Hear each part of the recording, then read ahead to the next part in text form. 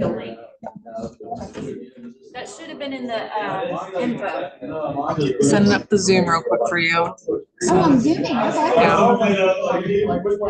I'm not sure if anyone will be on, but it's just there just in case. Okay. I know Fair enough. Fair enough. a couple people might. So if you have not taken the assessment yet.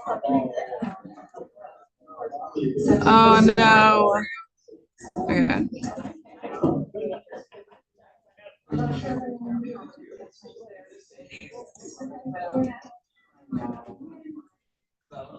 There we go. Muted it. This is the slowest. You can Google very quickly this personality assessment. There's 101 free options out there. What's the website? There's one that's paid for that I really like. That's the PDCs. Which one did you guys take? Did you do Tony Robbins? I did Tony Robbins. Ooh, let me see what that looks like. The free version doesn't tell you this. It just gives you a It doesn't tell you what you are. You're disco. Dynamo. No. I know. Yeah. I like Dynamo. I like that. Can I see yours? I'm so very curious. I love looking at different reports. We have another dynamo in the house.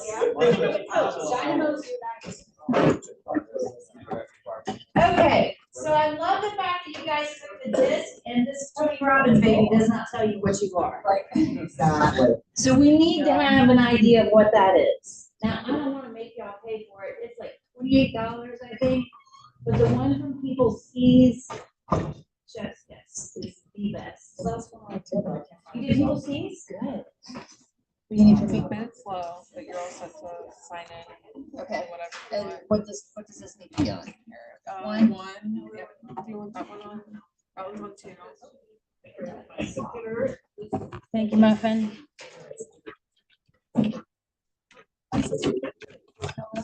Anything else? Yeah, sorry, thank you. No, I don't need anything else. I just need this stuff like, thank you. So now she's gotta remember. Ooh.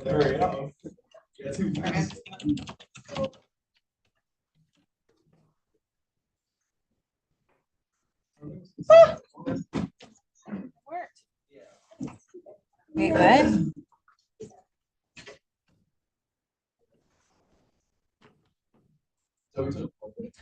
She is moving slowly. Yeah, you're more than welcome to. Have you taken the assessment? I want to do example assessments, like personality tests. Yeah, this one, it's easy to take. Crazy easy to take.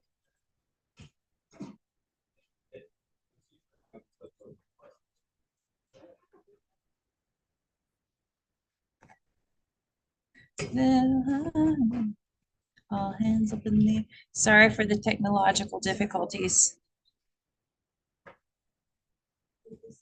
But it'll be worth the wait.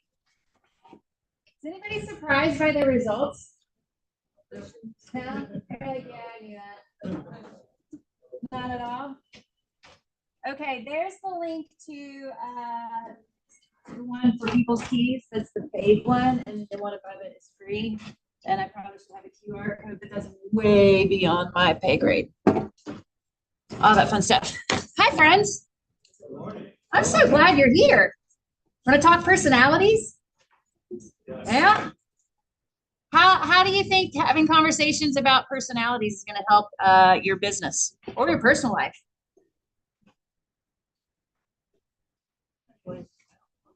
Anyways, no. Yeah, it helps you relate to people. What happens when you can relate to people? Makes your job easier, right? Sometimes you get people to do things. Yeah, good stuff. We were joking before the class actually started about how I think that anybody who's entering any kind of business relationship and or romantical relationship, partners should take this. They should take the assessment so they know how to communicate with one another. Those of us who have children, It's a great opportunity for you to send this to your kids, to have them take it. It's kind of helped me in a few areas of on how to communicate with some of the kids that I don't really quite get as easily. So good stuff. And we also joked about the fact that if I'd had this assessment before I married my ex, I would have been a lot nicer to him. I still would have divorced him, but I would have been nicer. You guys, I actually really did call him and tell him that. After I learned about the disc, it blew my mind so much, I legit called the man and apologized. I said, I am so sorry. You communicate differently than I do. I remember saying over and over again, I feel like I'm in a boardroom with him. Everything's a meeting. I have to have an agenda. I feel like I'm in a boardroom. I just wanted to hear me. And we would go at it over and over again. I'm in my feels. He's got his agenda out. Never could get on the same page. Drove me nuts. And I was mean to him. Blows my mind. So yeah, I called him and I said, I'm so sorry. If I had this tool, I would have thought about things a little differently and spoken to you a little differently. So good stuff. All right. Yeah.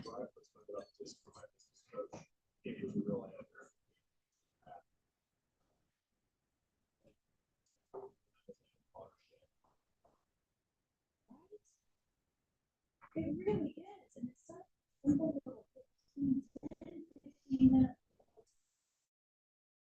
test.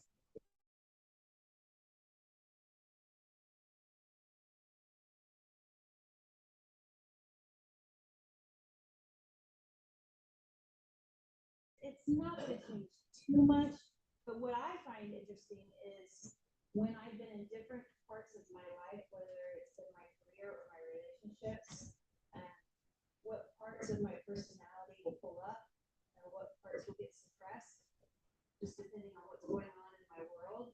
So if I have a job where it's requiring me to be very friendly to people and communicate and build relationships, I pull that I out of the gutter. ISC for this. I pull that I behavioral trait out just to make sure that I'm relating with people, right?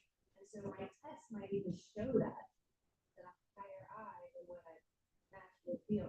The reason why I like the people's needs assessment is it breaks down your public self, your perceived self, so it shows what the difference is. So the way I behave at work is often different than the way I naturally behave when no one's watching. And so that assessment will actually break those down and show you the difference. That's cool.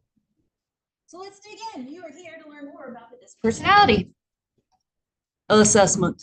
So we're going to kind of go over a few things. So I wanted to give you an overview. This is a 2-hour workshop. The very beginning of this is just breaking down the assessment itself, where it came from, the history of it, what's neat. The second part, we're going to kind of dig into some scenarios of how you would handle and how you would communicate with others. Your course objectives right here, understand the basic principles of the DISC theory, identify the 4 primary DISC behavioral styles, assess your own style, which might be interesting since your Tony Robbins didn't straight up tell you what you are. Maybe after this, you'll have an idea of what it means. Apply the DISC principles and use the DISC to enhance negotiation skills and close more deals. It actually can't help. Oh, I should be doing presentation, shouldn't I? You guys bear with me.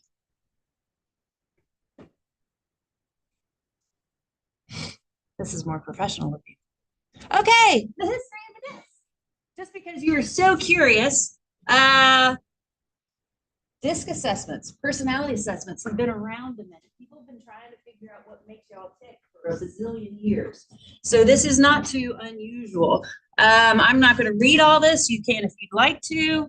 The DISC personality styles, it was believed that environmental factors shaped how people behaved. If you think back in history, what are times where this would make sense? Where external environmental factors affected the way someone would act. This is before you guys had the internet.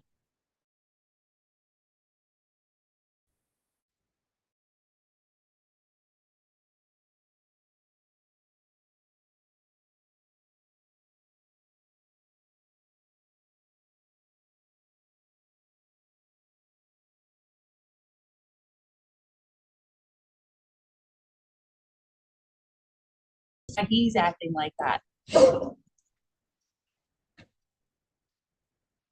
The history of the disc fast forwards quite a bit. Psychology itself wasn't until 21 that Carl Jung re-examined the 4 quadrants and types of behavior. Jung realized that while personality styles are indeed internal, he attributed the difference in personality styles to the way we think and process information.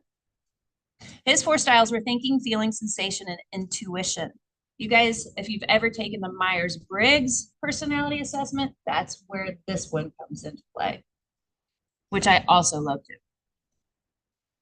And that brings us to William Marston. In 1928, he published the book Emotions of Normal People, just normal, only the normal people.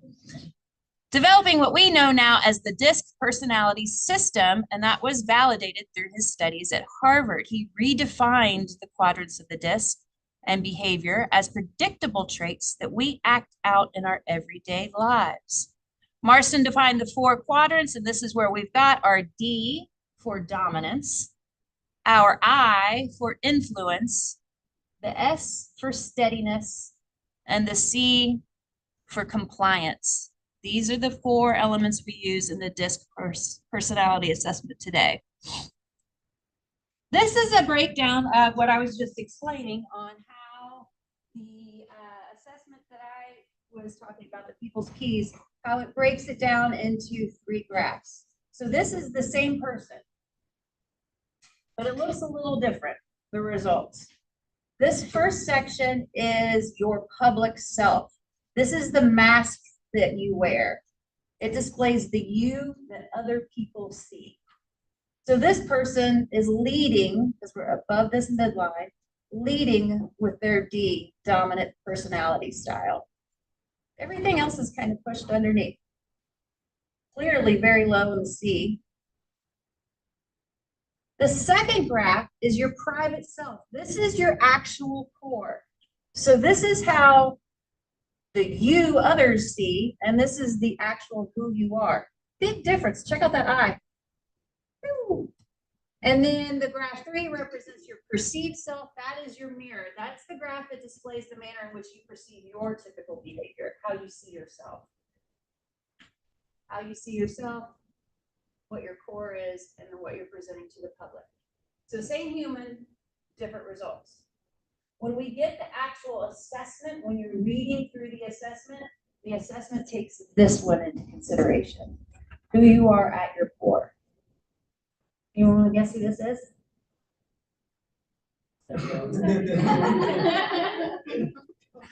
Yeah, this makes sense. I found it interesting that my C is pushed so far down. When we get into what the C is, I think it's kind of weird that that's so low. But I also took this. I think this is a result from 2017. I bet you if I took it today, that C would be way higher. So I have a question, and my question was going to be how many DISCs that we have, but I don't know that you guys definitely know. But from your assessment, I'm going to read and go over what the D to ISC actually means. Then I want you guys to write on the front of your paper what you think you lead with. You're going to be a combination of all of these behavioral types. We all have a little bit of all of this in us, but we're talking about what you lead with, what walks in the door before everything else does. So when we break that down, we're actually going to, I'm going to ask you guys to figure out whether you're a D, I, S, and C. One fun fact that's not on here, so we talked about William, when he created the DISC personality assessment, this guy is famous for a couple other things. Polygraph. The very first successful polygraph test was created by this gentleman. One other thing he created, if you think along the lines of the polygraph. Yep. Wonder Woman. Wonder Woman. He is responsible for bringing us Wonder Woman and her lasso of truth. Right? That's from this guy. If you dig into more information about him, he's actually really whatever. Good stuff. Weird people are creative, so I love it. Okay, so let's just jump into what these personality types are. And then when we're finished, I want you guys to determine who you are. So the D personality type. The D personality type is typically that driver, that dominant personality. Sometimes they literally run people over with their words, their thoughts, and their actions. The D personality type is the most assertive and demanding of all 4 disc types. D styles tend to be quite competitive and results oriented. You guys need to know any T's in this?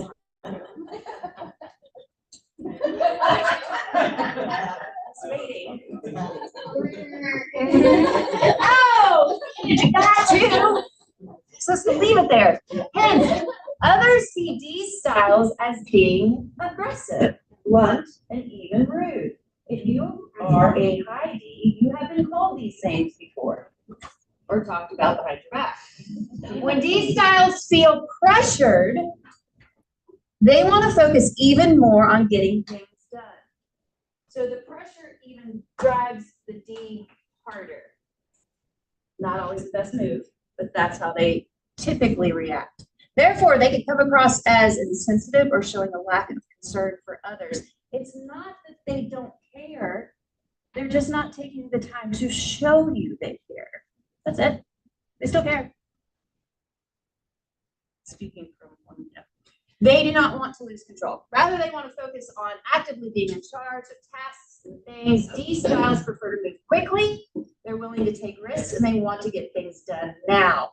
They like change and challenges. These are the people that tend to go from one place to another, one relationship to another, one job to another, and they kill it in all of it. They always kill it, but they're pushing hard. They're willing to take risks. They want to get things done now. They like change and challenges. They can also be impatient and overbearing because they want things done quickly and done their way. They're usually not very good listeners. They're prone to make snap decisions. I've been married 4 times. However, they excel at looking at the big picture and multitasking. Getting honest and real here. This is who I am. Make a decision. The D style motto is, I did it my way. They can be limited by their lack of humility, which others may view as arrogance. D styles like to ask the what questions. What is the bottom line? What is in it for me? I am learning how to ask a how question. That's really difficult for me because I really don't care. But I'm learning. What's the bottom line? What's in it for me? Examples of D-style personalities: Simon, Kanye, Tyra, Madonna, Venus. That makes sense. The I personality type. You guys are some of my favorite people. So the I personality type, they're outgoing, they're social, they're talkative. They're overflowing with optimism and want to be the center of attention. I styles want interactions with others. They do not like focusing on details or spending a lot of time alone. I styles are good at influencing others and getting people to follow them as leaders. They know that they want and they align people together to get it done. I style profiles crave social acceptance, hence they like to be liked. They can be spontaneous and impulsive. I styles can be overly talkative, lacking focus, and emotional. If you get a lot of eyes in a room together, it can be a lot. They may overpromise because they're so optimistic and eager to be liked. I style profiles are seen as friendly, energetic, and lively. In addition, others may perceive I styles as somewhat careless and disorganized, because they are. However, when under pressure, they have a tendency to focus more on people that they may overlook details of tasks. These are great people, fantastic people. Their motto is, I'm a nice person, everyone should like me. I styles ask the who questions. Who is at the meeting? Who else uses this? Examples of famous I styles: Robin Williams, Amy Poehler, Kevin Hart, Bill Clinton, Will Smith, and Ellen. You know any eyes in your world? Anyone identifying as an I yet? Yeah? Yeah? Okay. Yeah? Did anybody identify as a D when we went through that? No D's in here? You just don't want to admit it. D, little D, okay. Y'all stop giggling when I say this. As personality type, these are the people that you want in your corner. These are your volunteers. These are your ride or dies. Your S personality.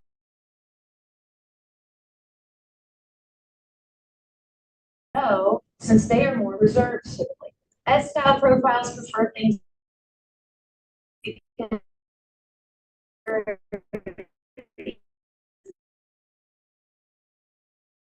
their own group or team, sometimes emotionally.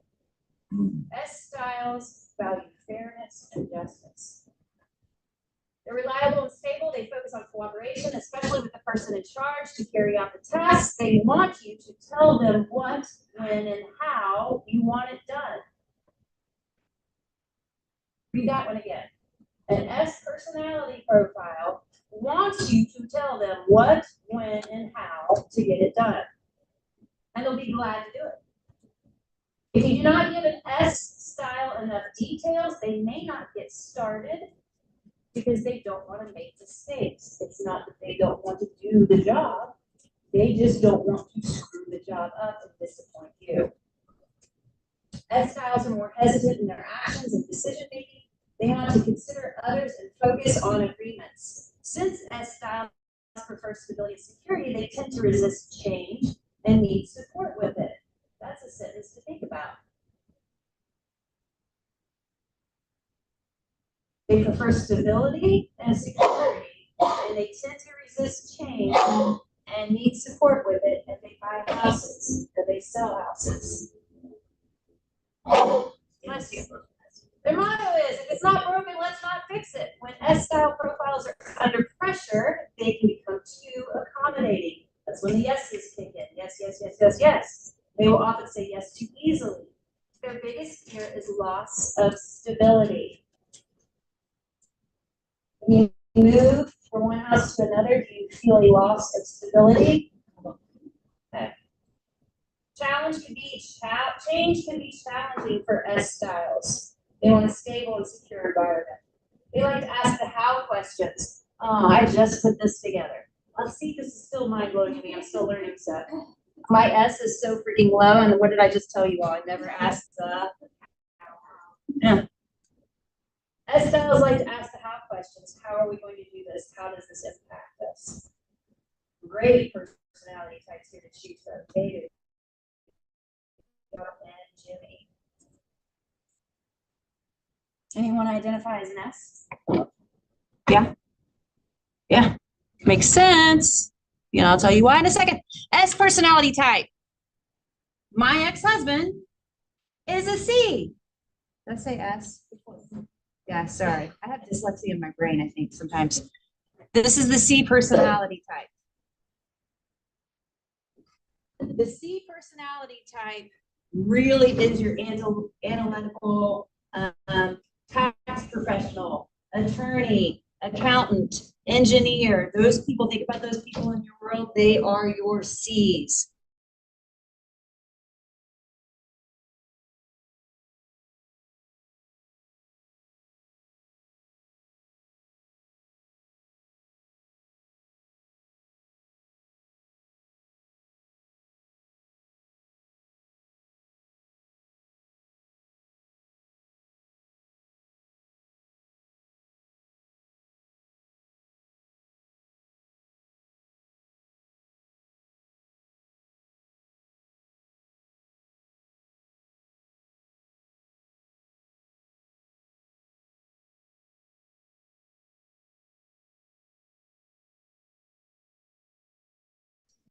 As nitpicky, C styles desire to do things correctly, can also slow down their decision making.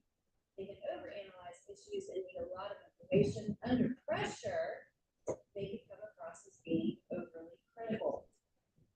The C style motto is, if we do not have time to do it right, do we have?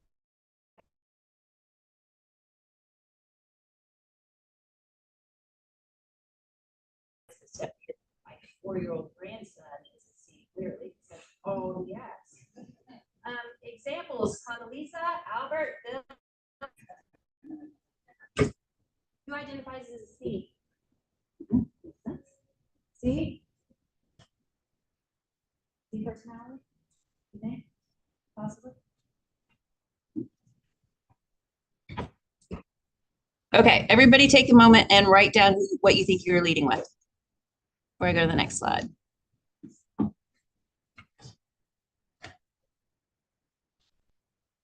So when we're talking about these personality types and we're digging into what these actually mean, like the definitions of them, there are a couple times I paused while I was reading for you guys to really kind of think about the people in your world, typically your clients. So when we've got a C personality type who is your seller, could there be some obstacles and challenges that you deal with if you're a high I, a high D, a high S, when dealing with your high C client? Most definitely. We're going to get into those in a bit. Here's some interesting stuff. What do you think? Okay, so put your hand up if you think you're a high D. You'll be a little bit of everything, but what's the one that really is like driving you out the door? Yeah, I think you leave with an I too. Okay, what about an I? I personality types. Okay, S. Okay, C's.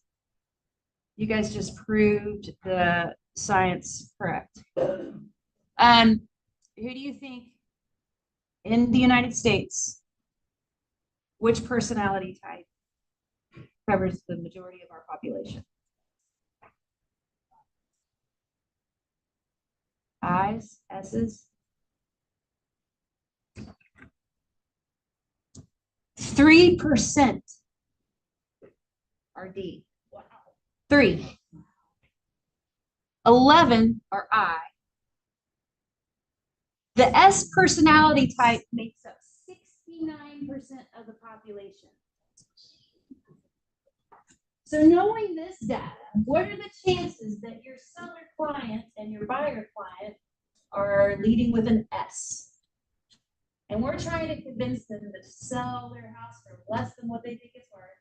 We're trying to get them to move across town. We're trying to get them to sell and buy a house on the same day. We're trying to get them to do all this stuff. And we know that 70% of the population is terrified of change. Not terrified, they prefer stability. How can that help you in your business?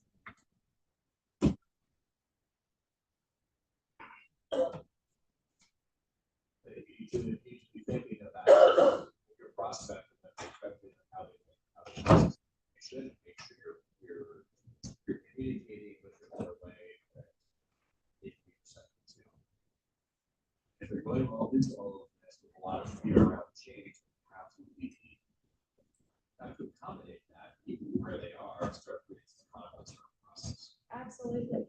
I think it would be safe to assume the first time you have a conversation, assume you're talking to an S until they prove you differently.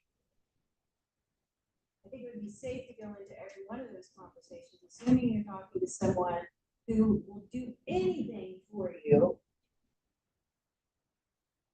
but they're really having a difficult time with the change. They like stability.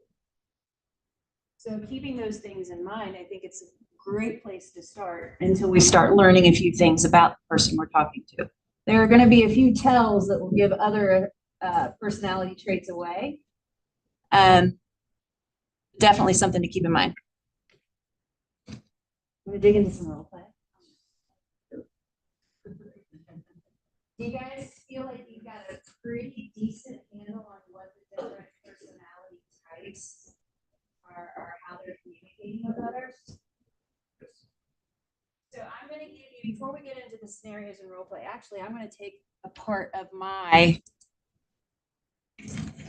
assessment and break something down here.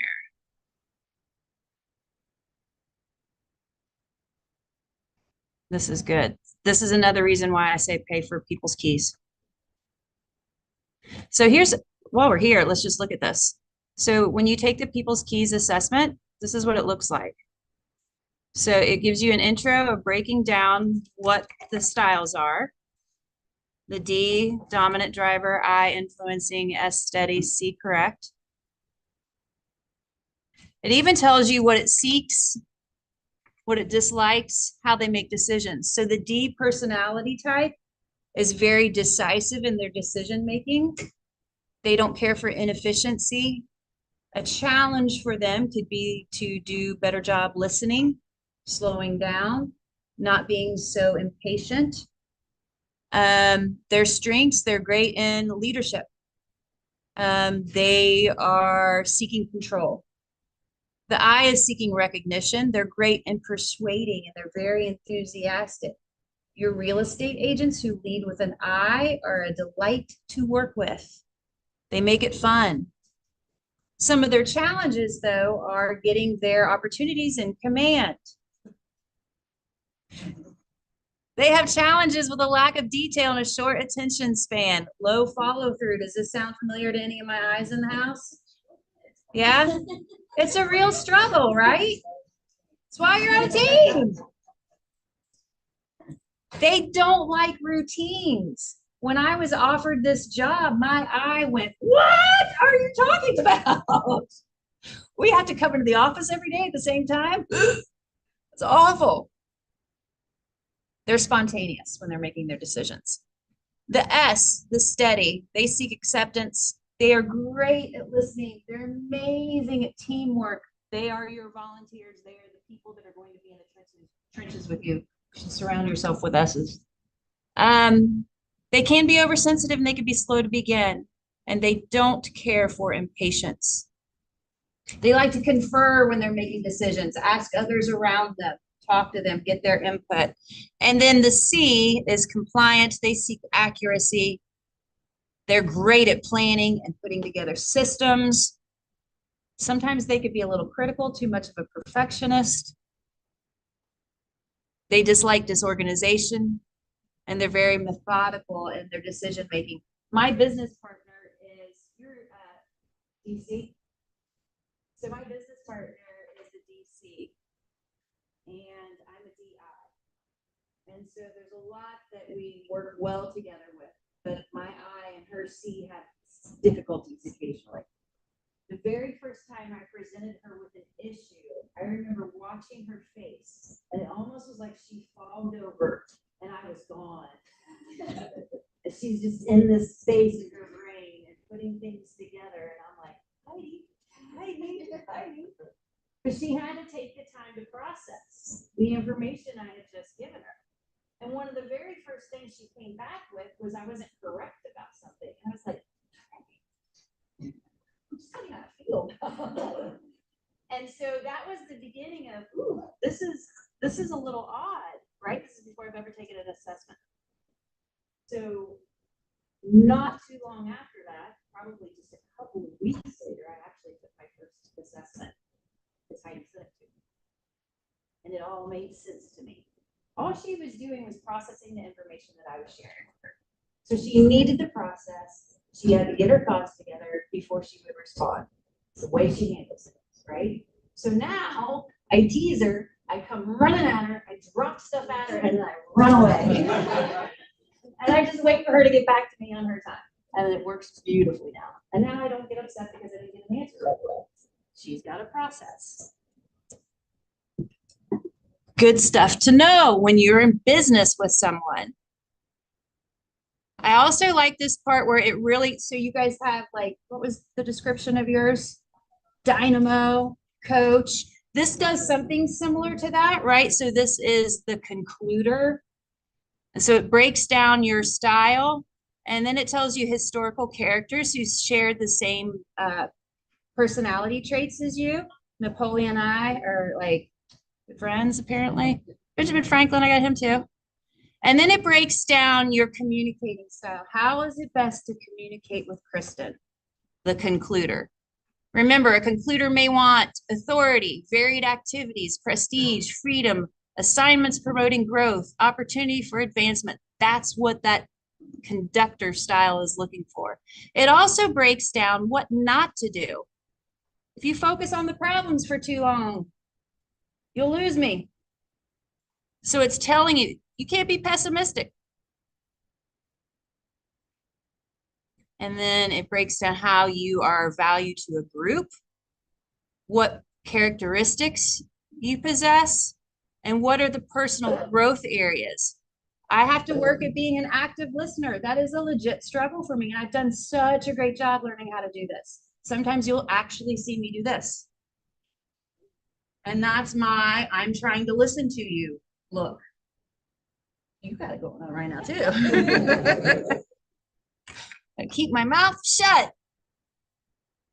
Then the fun part is the communication tips where you're relating to others. This is where I think the gold is. So your style as a D means that you prefer receiving information telling you results. So a high D wants to hear the results. Current husband and I, he is a journalism major. He loves the English language. He loves words. And so I can ask him something and he goes into this dissertation for hours with these floral words and this like the descriptions, and I'm asleep. Just wanted the result. Just give me like, did it work or didn't? We didn't need the whole process on how we came to this conclusion, right? So we communicate differently. But I have learned with my active listening to sit like this while Mark is telling me all the things. Okay. Because I like him and I want to keep him around. And then it breaks down exactly how to speak to an I, an S, a C, and a D. So for example, this will say, D with a D. If there is mutual respect, you will tend to see each other as driving, visionary, aggressive, competitive, and optimistic. So long as they agree on the goal to be accomplished, they can focus on the task at hand and be extremely efficient. If mutual respect does not exist, you will tend to see the other D as argumentative, arrogant, nervous, and hasty. So then it gives you a relationship tip. What can you do when someone who's leading with a high D is talking to another person that's leading with a high D? Well, this says each of you must strive to achieve mutual respect and communication. Setting this as a goal to be accomplished will help immensely. You must also work to understand the realms and boundaries of each other's authority and to respect those boundaries. And then it goes into how a D will communicate with an I, an S, and a C. So I know I've been talking about this type of assessment. If your alls doesn't break it down like that, I would consider looking at one that does do that because it is very helpful.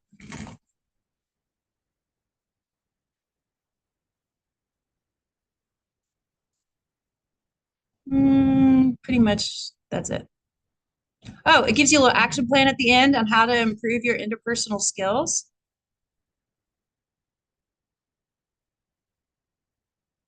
So it's pretty interactive. It's pretty cool. I just wanted to show you that. So having an idea of what the D and the I and the S and the C are doing, we're going to have this group. Sharon, will you come join them? That group. You guys are a group. You guys are a group. And I'm going to give you some scenarios, and you guys are going to work together in a group. And you're going to determine what personality you're dealing with the client and how do you best communicate. There's a little bit of time to do this. You guys work together as a team. Tell me some of the things that could be going on. What kind of personality are you dealing with? How would you best handle this person?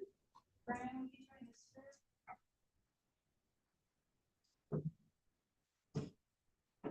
I'll give you 15 minutes to do this. I'll pull up the different types.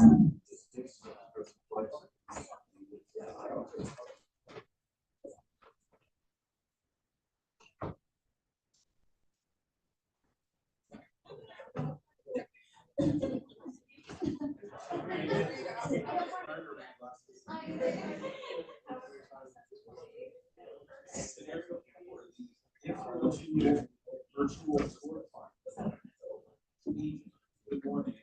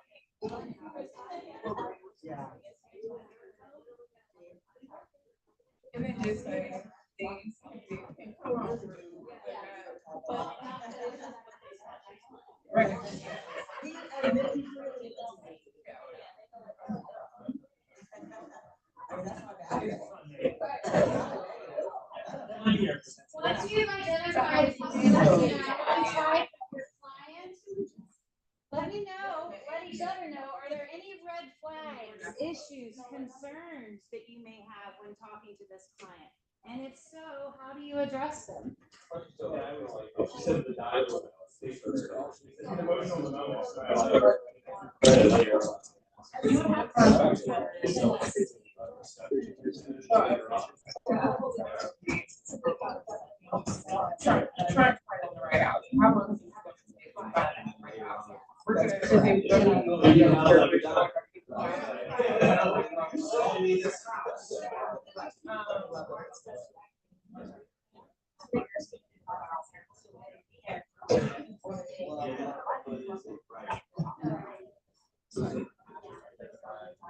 Just identifying the behavioral style and where do you take this conversation?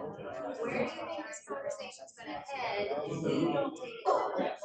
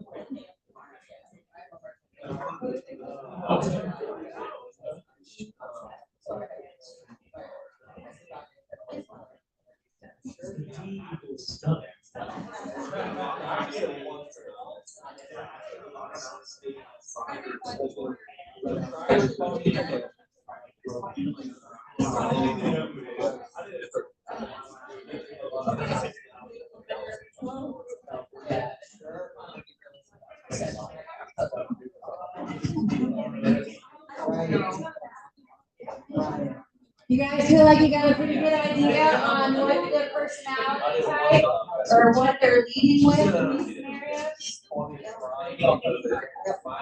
Good guess? Before we get into everybody have an idea of who their people are, who their client is, as far as what personality trait they're leading with? I pulled this up and made it bigger in case you need any assistance on whether or not identifying they are D, I, S, or C. I've got one more for us. I'm going to read this one aloud and you guys tell me what you think. This is the emotional seller. So the real estate agent says, Mrs. Davis, I understand that selling your family home can be emotionally challenging.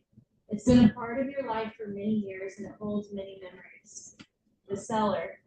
Yes, it's very difficult. I don't know if I can do this, but my children think I need to sell. I disagree, but I don't want to upset them either. And I don't want just anyone to buy it. Oh. Red flag. Yeah. Red flag number one. Well, yeah, or not.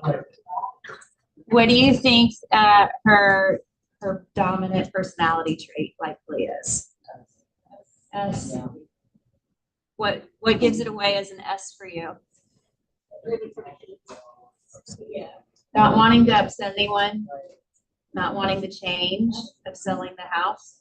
How would you address this client? The last thing she said to you was, it's very difficult. I don't know if I can do this, but my children think I need to sell. I disagree, but I don't want to upset them either. And I don't want just anyone to buy it. How would you respond? Where would you take the conversation? Absolutely.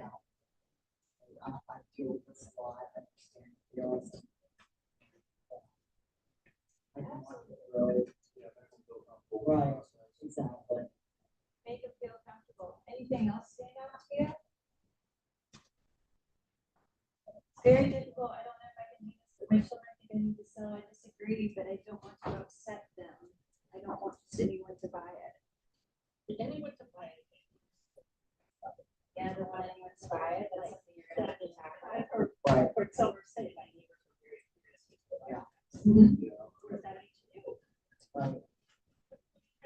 That's good. So do you dig into that? How do you handle that? I do. Well, yeah.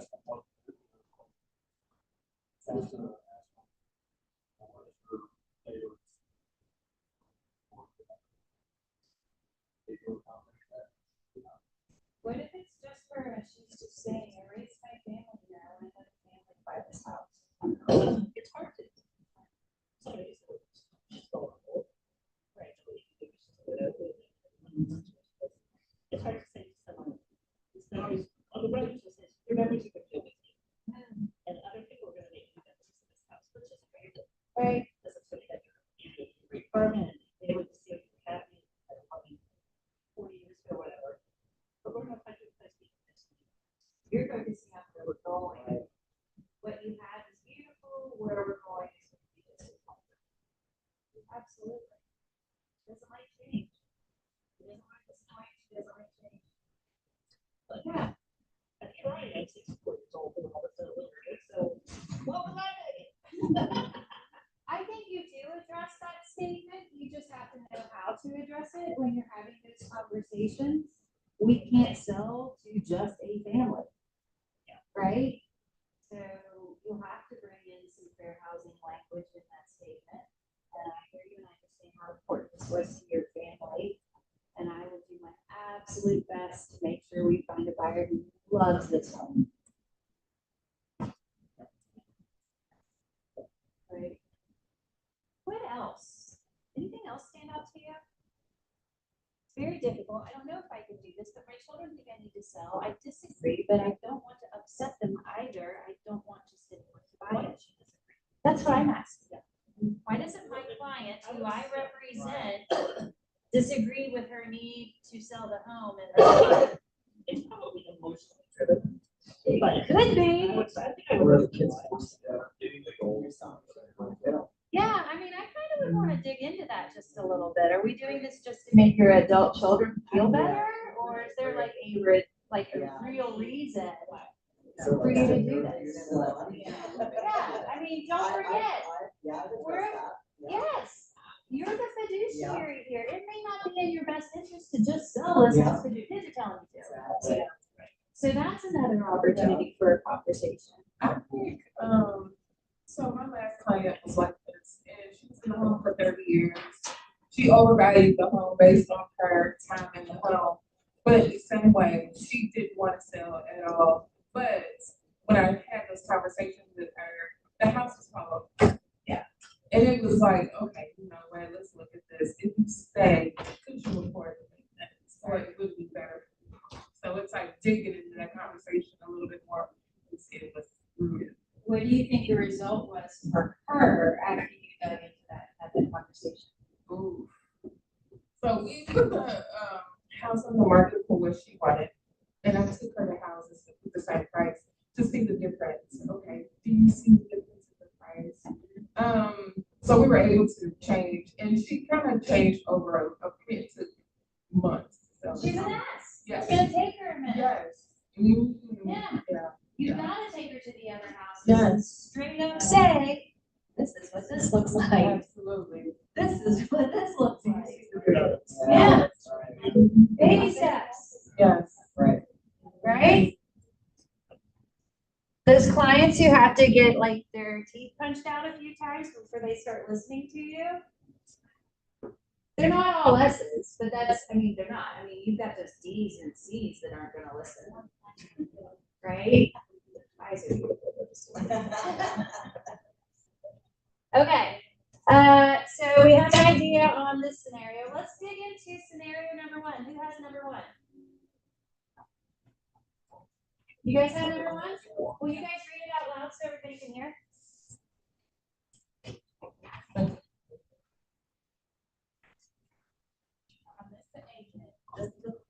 Difficult client. Agent, good morning, Mr. Smith. It's a pleasure to meet you. I understand you have some specific requirements for your new home. Let's discuss them in detail. What are your top requirements as well? It needs to be a large house with a backyard, a roommate kitchen, and a pool. And it has to be in a quiet neighborhood with excellent schools. Those are great preferences, Mr. Smith.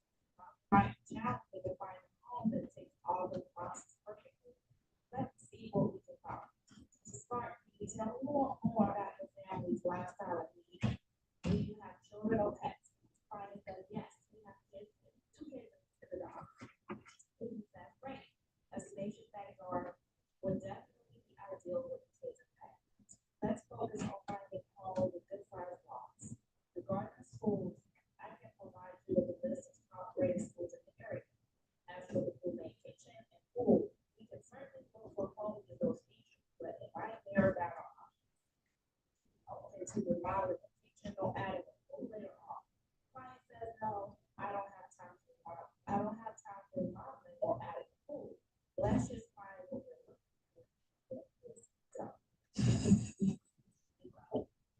personality type? What are we meeting with?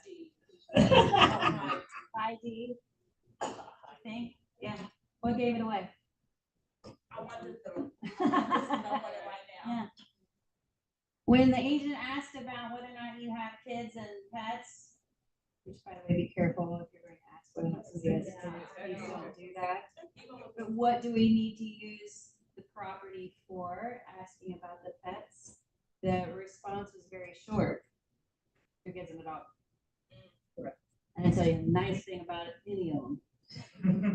Straight into answering. Yes, They get it done. Is the big one. So what did you guys decide to do? How did you approach this client?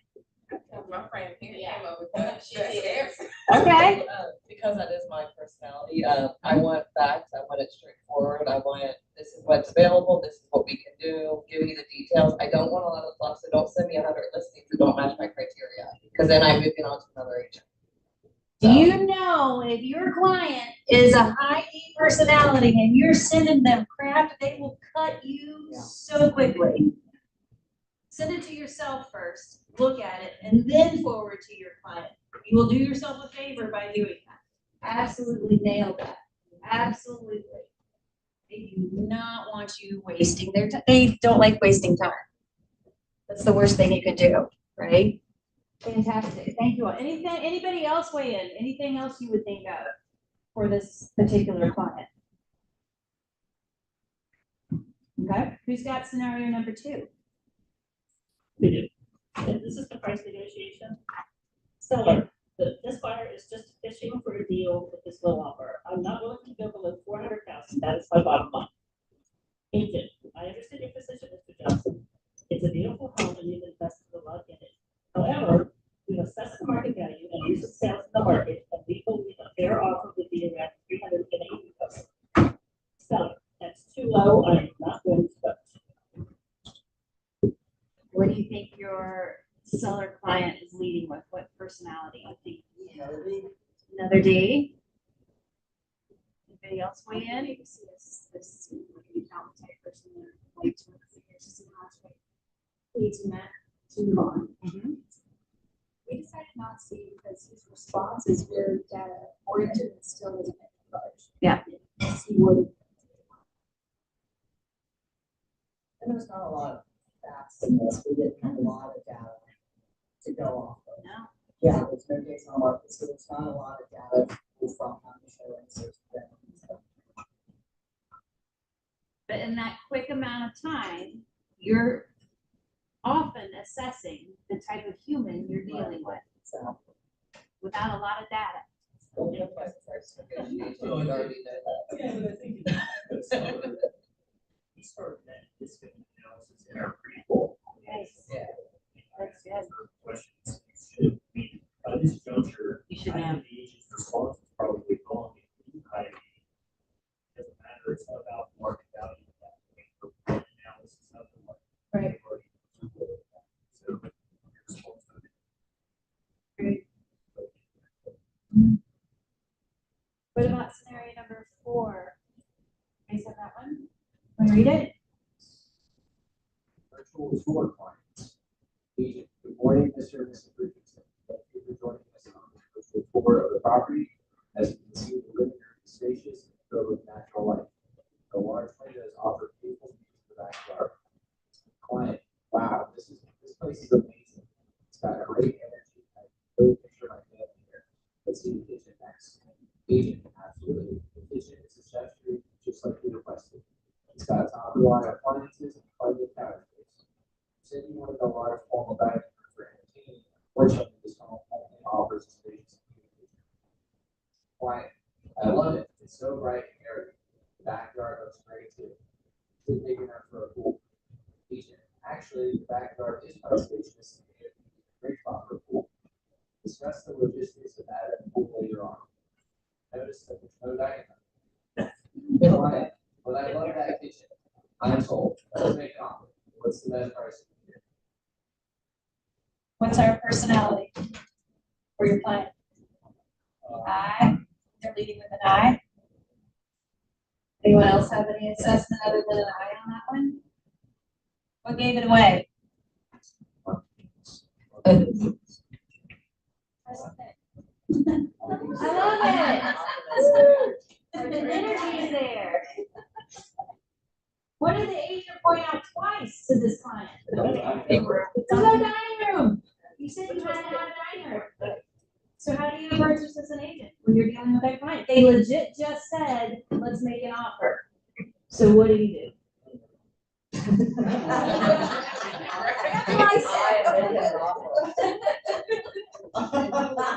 They told me. Don't forget, this is a virtual tour. You have to tell them. Imagine having to get a party.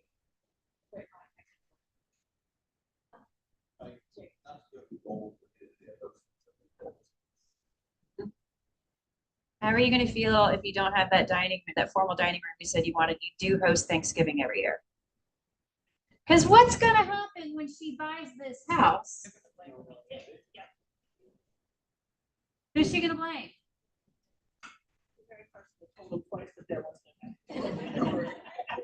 Absolutely. So sometimes we just. Terry's like, I'm still selling her the house, and I'll list it when she's ready to get rid of it.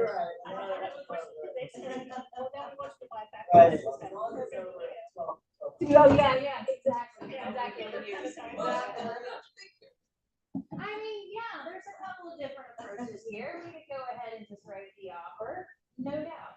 And you could also maybe just say, one last time, are we good with not having the ball back here? We are. Exactly. But she clearly was not listening or hearing that. Like, she didn't even respond. She just kept on, she started talking about backyard. Because she said, but I do like the kitchen. She did say, I like the kitchen. That's what I heard.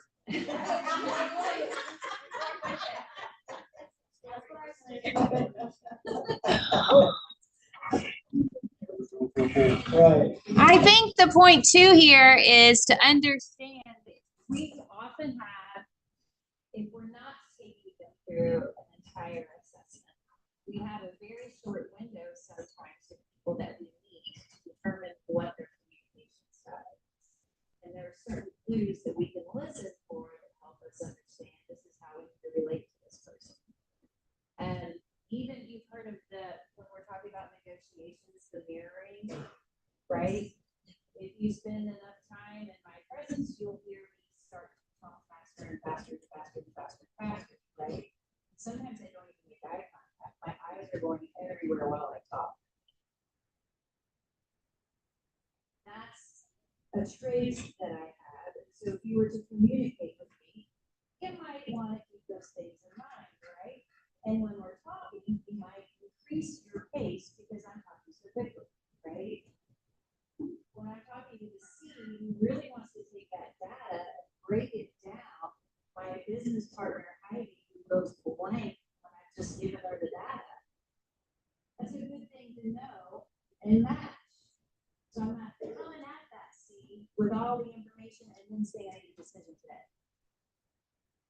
One of the big ones I want you guys to really think about are the people who support your business. I'm talking about your admins in your world, because I can almost guarantee every one of them leads with an S. And if you are in charge of saying, I need this, have you done this, have you done this? I want you to think about how the S processes that. First of all, we know they don't want to disappoint you. That is the absolute worst thing for a high S. They take that personally and they feel like they've done a poor job. But they're not going to tell you that. They're going to feel it inside, and it's going to be difficult for them to do the best job possible. I'm talking about this just from personal experience. The very first VA that I hired, who stuck around for a minute, that I got into a relationship with, got really upset with me one day, and he was in tears. I was like, Lou, what is wrong? What is going on? And his response was, I just feel like I'm letting you down. I'm like, what? You're doing a great job. But I didn't do this, and I don't understand this, and I don't understand this. And after he's been doing this job for 6 months and he doesn't understand the basics, how in the hell did that happen? We had an ID that had hired him and did not take the time to say, this is what we need to do. This is how we do it. This is why we do it. And I'm going to give you the authority to tweak this and make it even better because this is your baby. And I'm so appreciative of it. I didn't do any of that. I just threw stuff at it and said, do it. And I left. And for 6 months, this poor guy was in turmoil. I thought he was doing a great job. Why? Because I'm a high D and you do one little thing for me and it's like, wow, well, that's amazing, right? But for him, it was eating him up inside. And literally had to start crying for me to catch it. And then what did I immediately do? I thought back to my dispersonality assessment. I said, oh my gosh, I have not been doing this with Blue. I missed a real opportunity. Blue and I are very close. He does not work for us anymore, but we're legit friends. It took us through some of these growing pains and learning from one another to get to the relationship we're at now. But he was functioning at such a high level. We were like trying to get him backstage. He wanted to work on our team. Now he's like sitting in business opportunities, he's blowing things up in the Philippines. It's beautiful. He's amazing on his family. But we had to get through that difficult part to get to the relationship that we have now. And I'm thankful that we did that. But I felt absolutely horrible. And I assumed this guy could read my mind and do everything I need to do. My soapbox here is the admins in your world are not going to raise their hands and tell you what they're feeling. It's on you all, if you have that in your world, to make sure you're checking in and that you are prepared and giving them the information that they need to make the best decisions and do a good job for you. So just something to think about. Because it's tough for some of us. Okay, so scenario 1, we talked about the difficult client. Did you say he was a high D? Your scenario 1? Yeah. It says that you should focus on active listening, empathy, problem solving, and maintaining a positive attitude. Listen patiently to the client's concerns, validate their feelings, and understand their perspective. Offer solutions, but maintain firm boundaries. When you're talking to a difficult client in a high D, this is tough for a lot of personality types, especially when we talk about that S. But if you are an S personality type and you're dealing with a D personality type, put your freaking foot down. It's not going to feel comfortable, but the D is going to respect that. Tell them what you need. It's a good thing for the D to hear. Firm boundaries. Use positive language and body language to build rapport. Scenario 2, the price negotiator. They actually thought that this was a high C. Client is analytical, detail-oriented, and cautious. They may be hesitant to make decisions and prefer to gather as much information as possible. The seller is not willing to budge on the asking price. Research the market value, which you guys would do. Use the data to support your position. Focus on the benefits of a deal for both parties. It's always nice when you're talking to a C to talk about win-win. They don't naturally think win-win. You will have to reinforce this idea with a high C. Use a win-win approach and find common ground. Be prepared to walk away if necessary. There are times in your life, and it usually happens with a high C, where a line is crossed, a line is drawn, and you're going to have to decide, is it worth it? They are going to say, absolutely, my data is right, that's in my head and made up, and yours that's on paper and accurate is wrong. And there's no way you can get them to budge. When that happens, take the listing and get some new buyers maybe, attract other listings in the neighborhood, but be prepared to walk away. For scenario 3, the emotional seller, that's what we went over together. This person definitely is a high S. You guys nailed that. The client is patient, stable, and supportive. They may be hesitant to change. This says be understanding and patient. Avoid making negative comments about the property. You should avoid that anyway. Focus on the positive aspects of the sale and the future opportunities. Offer emotional support and reassurance. And finally, your scenario 4, you are right. It was a high I. The client is expressive and enthusiastic. Effective communication, presentation skills, and using technology to showcase a property. Prepare a detailed script to practice your delivery. Use high quality video and lighting. You may need to slow this client down to make sure your concerns are being heard. Highlight the property's best features and address potential concerns. Be responsive to questions and follow up promptly. You will need prompt follow up with the I. All that makes sense? Good stuff? So currently with the clients that you're working with right now, you guys have written down what you think for, right? Yep. With the clients you're working with right now, does anybody have a high C that they're working with? Gary, you do? You do? Some high Cs? How do you get along with them? Fantastic. You're a high C, right? Probably? Okay. You're an I. So how are you doing? Scenario that we just went through with the whole win-win situation, and we were not what we want. So, Good job. Yeah. Absolutely good job. How are you doing with your high C? Okay, let's bring it down. We're here to help each other. Sure. You want us to always.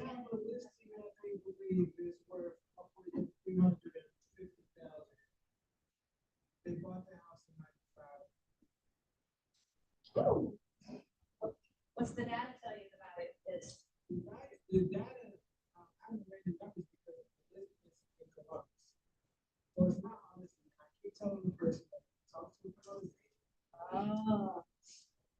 She bought because her ex-husband is an agent who, I don't know if she talks to him or not, but they just know that it's going to say. She had to talk to him. She wants to move down here with family. And she has cash. Does she have to sell in order to come out? She's got cash. She has cash.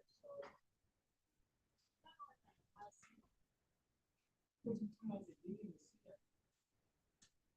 but she took a real estate course. She's all over the place. She could be a CEO. No, she's confused. She is confusing. So she lives in Columbus. She needs to sell her home. She thinks it's worth more than it actually is. She's buying here with you with cash. And she's not listed in Columbus.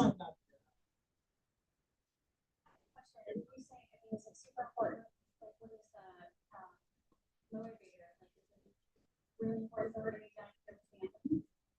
Yeah. She's not, I don't think she's an Yeah. Yeah, she's not. I mean, I kind of investigate that. Why is she moving here? How important is it? That's Mhm. and then kind of stack mine up. Well, the very first thing you said is that you hadn't, not very first, but one of the first things is that you hadn't provided any data to support the list price because it's in a different market. Okay, I'm sorry. I ran a comps a while back, and they were selling for like $225. Okay. Yeah. Wow, that's a big difference. Yeah. So what would you guys recommend he do first thing? Prefer? Exactly. Yeah. You gotta show them. Yeah. So what they say is like the age of the thing. Oh, God, you gotta show them numbers. I would find my referral partner in Columbus, give them a call and say, here's what I'm dealing with. And here's what you're getting ready to deal with. So I would give them the information and then say, bring your data. Bring your data. Is she like a deep? I don't know. Oh, Does she have a hard time listening to you? yeah. Does she take time to process information? She's an eight. I did all of that. Yeah. I did all of that. So maybe next time you have a conversation with her, keep these things in mind and try to determine who exactly you're talking to. What personality is she leading with? And then adjust what you say according to what she needs. Bless you, bless you. Okay, so anybody else dealing with, so we talked about C clients, anybody dealing with an S client right now? Every one of you should be dealing with S clients right now. We just learned that they're 70% of the population, right? So more than likely, you're dealing with an S client. How is that showing up for you? We talk, we listen, we walk this area, and it's it works very well for my personality. Nice. It listens. That's awesome. That's fantastic. Okay. This is photo. And they were just sitting on the fence. Making, making a decision.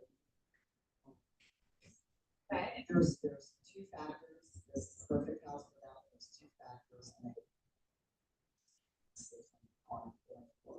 So are they a couple? they're family, yeah. A couple of S's? Yes, I know. Yes, Okay. yeah. So what does she do to help with her conversations with her two S clients? Yeah. What would you recommend? Break down the goals, understand why they're making the decision. I know why they made the decision, I mean, it's a very small house. We- So if we know that, where are we gonna keep putting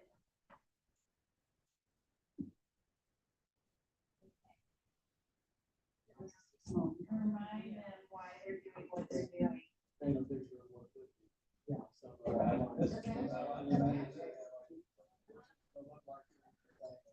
Yeah, absolutely. Bring out the glitter and the sparkles, the unicorns.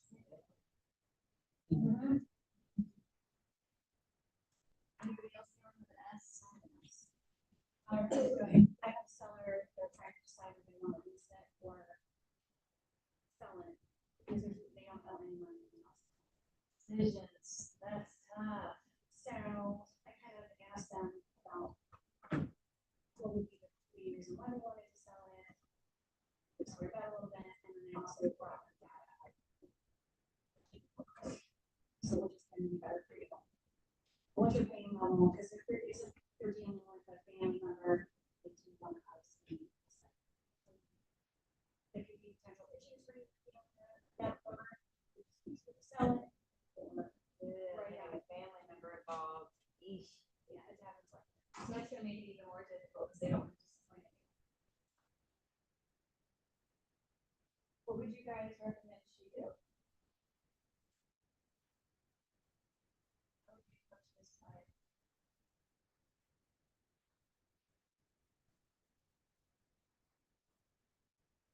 Oh, you are out of luck. What is that face like? We talked about it. Your advice, James. And I did everything you said, so. What was the advice? Well, I mean, basically, like, what I did was I gave them both of the information. To come at them with why they want information. Right. Right, and what that would look like for them to just sell it outright and then not have to, like, do you want to be a landlord, is that something that you're interested in? And then gave them the information of like, what numbers that would take per month. You know, Do you think it's a wise move for them to hold it and rent it? we know. Okay. So as their fiduciary, someone representing their best interests, would it help them understand how much work renting the property is going to be and how they have to change every 12 months and get a new person and qualify and paint and update? And that is a cycle that's least, Well, what's the for north most 12 months, it could be less if they leave sooner. they've upgraded the entire house, like the corners, the cabinets, I think, like, a hundred house, and I kind of came out, so we can do this, we also have to keep in mind, because high intentions, what that might look like, because not everybody will take care of, oh, we have a great renter, take care of it, just like zero, or I'm not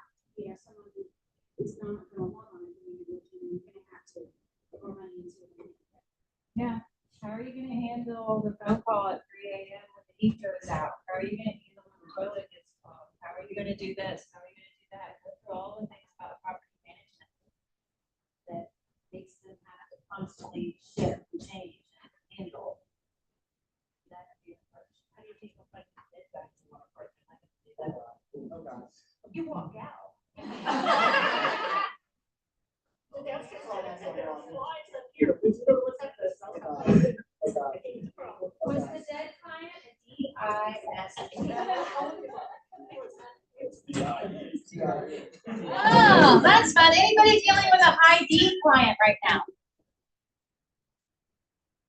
No? Yeah? Peterson? Yeah. A lot of this sounds familiar when we describe those high Ds, right? You guys are like, I know who this is. Yeah. Yeah, high Ds, I mean, there's only 11% of them. The chance of you actually working with them are pretty slim. I can do it.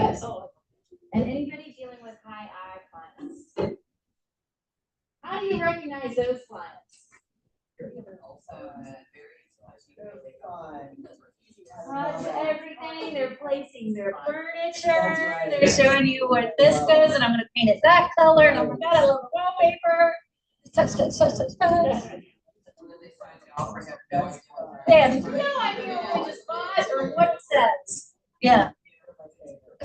They're so fun. That's right. So much fun. So I like breaking it down, like pretend like you were going to a dinner party. Not even a dinner party, forget that, a networking event. Networking event, there are 100 people in the room, right? The D walks in the door, and the D walks in quickly, has a mission. They're going to accomplish the mission, and then they're gonna get the heck out of there. They are not hanging out.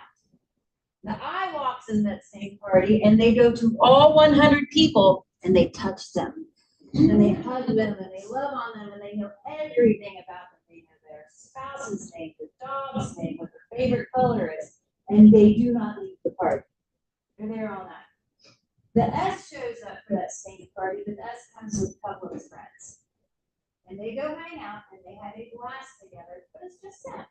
They hang out together. He hangs out with his tribe. He loves them. Good people. They might talk to a few, but they're having a good time together. The high C shows up. The C is on time, if not early. Shows up for the party, has a phone in one hand, an iPad in another, and they're checking their stocks, they're checking their email, they're making sure things are correct, they're looking around and they're absolutely silently judging the way things are together. And they talk to the people in the around.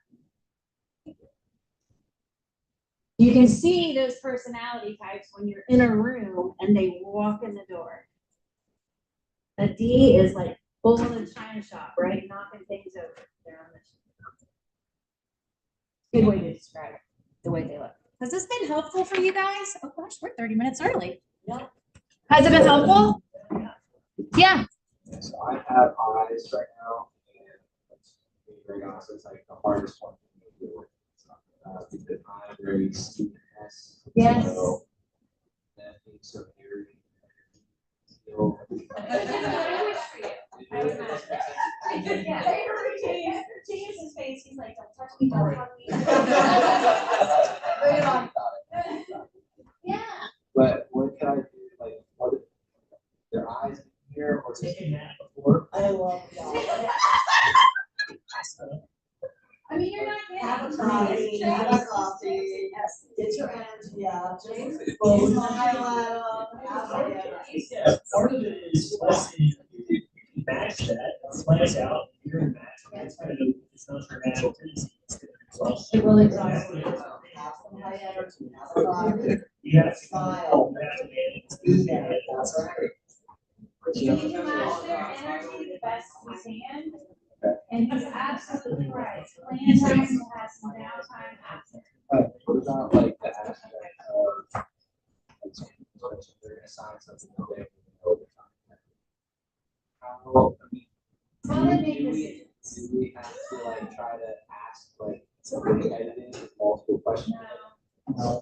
Just let them do it there or something. Give yourself a little, cover your ass a little CYA. I told her twice about the diagram. Whatever. If that makes you feel better, and put it all bullet points in the email if you want to kind of read it. At least put it. Right? So you got it there. But if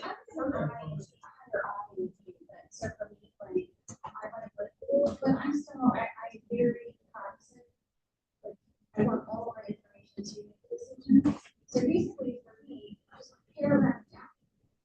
That's not my intention. I'm not gonna read my paragraph. Yeah, I'm not gonna read it here, but this paragraph was most important. This paragraph was most important. What were you gonna say? Isn't there like the spectrum of it too, of, like oriented aspirants? I think I indeed both like talk a lot. Yes. They don't want the details like CNS. They don't want like, yes. Just give them the bullet point. They might read it, they might not, but you at least express it. And that's how they make decisions. They make them quickly, they don't need a lot of detail. And they're okay doing it that way. I mean, they're okay doing it that way. You just, I think that was really good advice to plan on having some downtime after you deal with a high I. Because if you're a high C, you physically are exhausted after dealing with a high I. I'm going to retake this test because I know my C's higher because I know how I feel after a day of hanging out with y'all. It's so fun. I go home and Mark knows I get 1 hour to myself. I go to my room, I close the door, and I get 1 hour. And he cannot interrupt. Actually, he can interrupt if he sits next to me, but he can't sleep. He's more than welcome to join me in my 1 hour. That's fine. You do? Yeah. It's fantastic. You have to. Because it really does. It's not just about how we get along with one another, but there really is a reality in how our energy is affected when we're around certain individuals. Period. Right? So it's a real thing for you, and I totally get it. Just try to match her energy and then just go have a beer after. Yeah, it's less about like, what the toll on me, it's more about like being analytical or not. Like, Yeah. I want to make sure you what we talked about before, like they're gonna buy it, and now it's gonna be like can't entertain it in space. Yeah. Yeah. I can see that in advance. Yeah. And I could, regard that happen, but it's just really like. If you start expressing too many concerns with a high I, they're not that. Yeah, she's gonna hear. She'll sell for next year. 13 months. So I mean, anything that's going to hurt her value, her appreciation, her investment, then that's definitely when you step it. But anything else, if she's willing to overlook the fact that it doesn't have a formal diagram, she just told you she wanted, let her buy the mouse. You know? Because she's also high, I shall make it work. Or buy it. Backyard, guys. Yeah, she'll roll with it. Anybody else have any other clients they need some help with, where we've got this opportunity, we're all together? Anyone else? Going once? Going twice? Was this good? Great. Was it helpful? Enjoyed it. Yeah. Yeah? You feel like you can go out there and just talk and relate to anyone now? I'm gonna be judging everybody who wants to. You are! I know, you're like, oh, speaking of Heidi, so my business partner Heidi, she's at ID. Her license plates at ID. Yeah. There was a time period in Keller Williams where this was all we used, and people would literally walk around talking about what they were. I'm high. Yeah. That's when I got it. All right, friends. I will send you the slides. I don't know how to determine who to send to. I'll just send it to you, and then you can come back to your point out there. Perfect. Thank you. Thanks. I used to have little evaluation things on here. I don't think I have those anymore. Huh, I do. But you don't have to worry about it. I'm not doing it.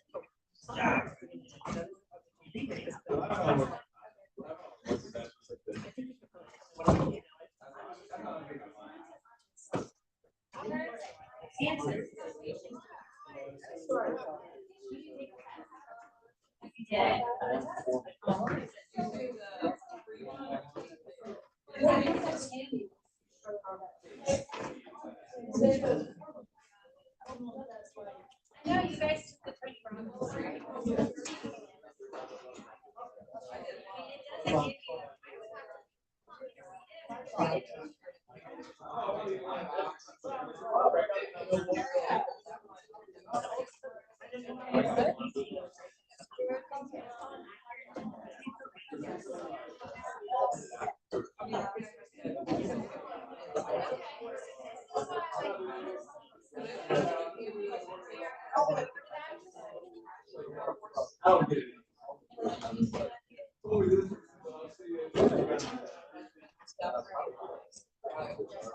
Here's why, because this assessment will give you those three, your core self, your deep self, and your mirror self.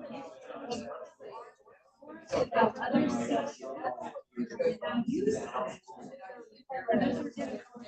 So what you're feeling, I might be more like this, could be a result of your environment.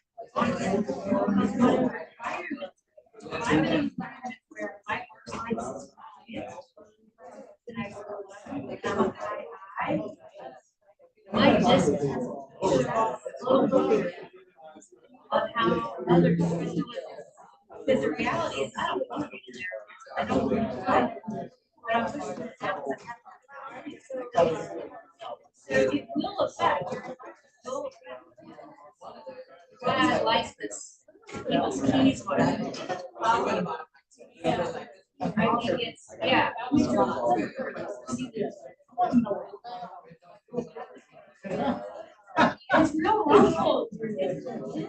You'll go through there and it'll tell you. Yeah, and then the second part of that too is you can always have these, like when you get the results, if you want those validated, yeah, also ready to validate results. Could be wrong. I took it, this sort out.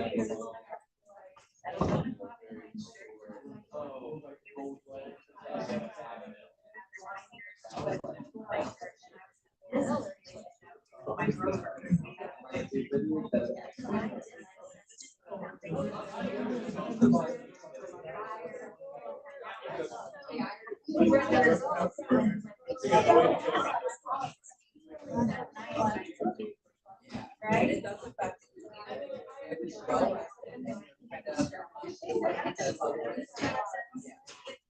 But I was like, in that moment, how upset I was.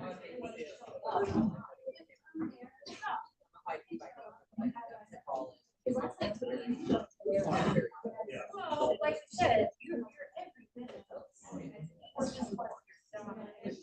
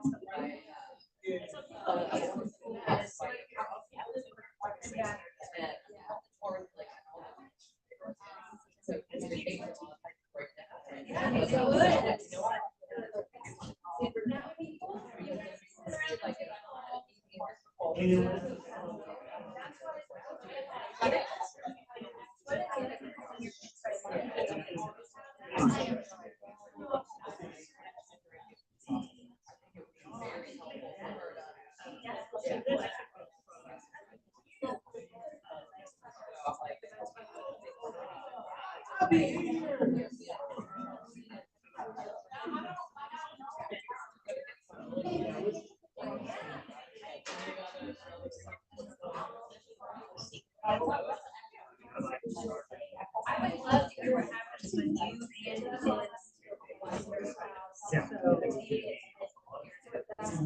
and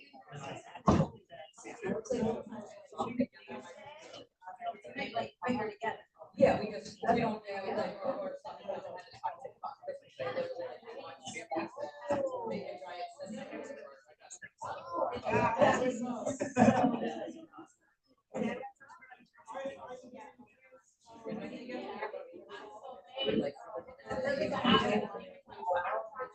I agree. I agree.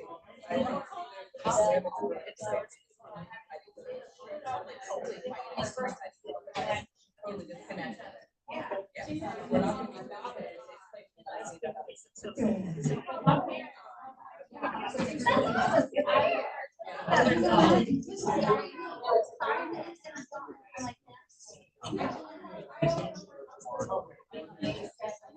We got some extra time. Fantastic.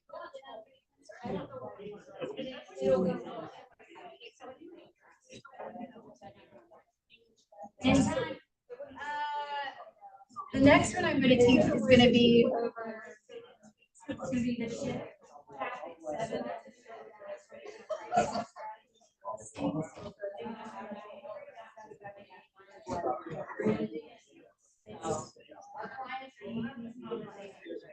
Topic 7.